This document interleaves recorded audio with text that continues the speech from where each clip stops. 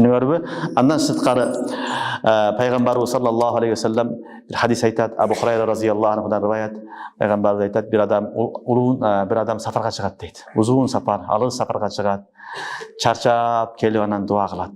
Я Раб деп. Бирок жегени харам, ичкени харам, кийгени харам. Анна юстажабула. Эми мунун дуасы кандай кабыл болсун дейт. Эми дуасы кабыл болбойт деген сөз. Алыс сапар кылдың, сапарларга чыктың, мээнет кылдың, кыйналдың. Бирок жегениң харам, кийгениң харам, ичкениң харам, сенин дуаң кабыл болбойт. Жүдөгөнсүң, кыйналгансың, хажга бардың, умрага бардың, талеп илим болдуң, эмне диний сапар болсун, бардыгы айырмасы жок.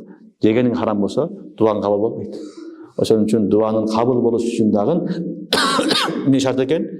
Халал лукма жеш шарт.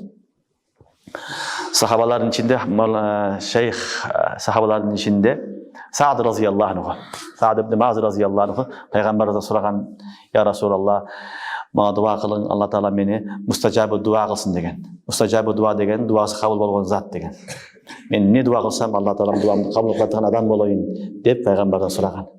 Resulullah sallallahu aleyhi ve sellem aytkan, halaldan tamak jegen degen. Halaldan tamak je, halal men azıktangın, sen duan kabul bolat degen. Ne dua kılsan duan kabul bolat degen. Oşonun üçün halaldan tamak jesek inşallah ibadatты kabul boluşuna şart. Jana duanın dagı kabul boluş üçün ne halal jeş şart.